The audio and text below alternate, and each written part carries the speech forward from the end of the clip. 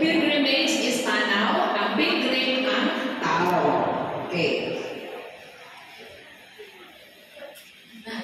Ano yan? Skip na lang natin ang kanta.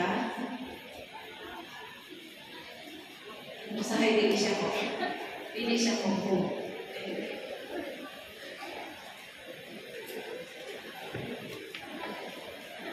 Okay.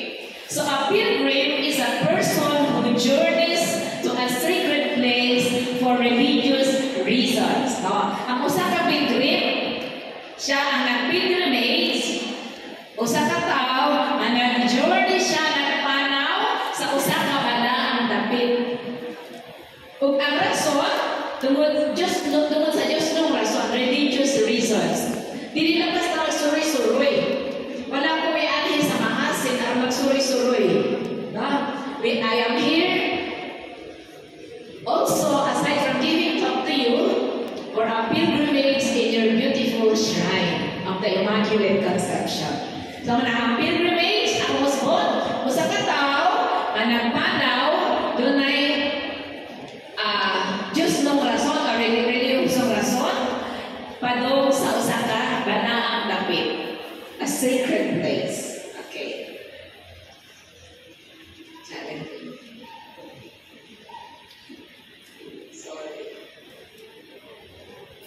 Balik-balik siya, sorry.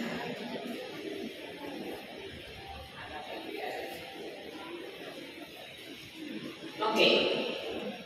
Dunay usa ka batanon pa na mga 26 years old siya, batanon pa. Kung kaayo pwendo, natrabaho siya sa usa ka call center. Ug ang iyang posisyon dito kay taas ay posisyon, so dako yung sweldo and very fulfilled siya sa iyang kinabuhi.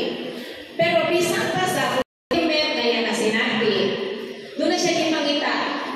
Walang naikuwang sa iyang kinabuhi. Nangita siya meaning o kahulugan sa iyang kinabuhi.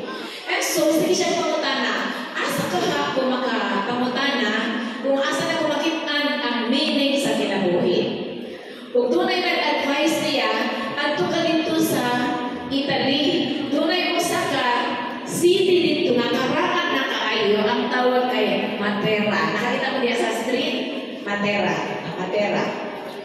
Adto ka dito sa Matera, kay nahalipin usa ka maalamon nga tao, no? Maalamon nga tao ug makikistorya ka niya aron matubag ang imong pangutana nga makakita ka sa nahulugan sa kinabuhi. So, sa wala pa duha-duha, niadto dito kaning tawhana.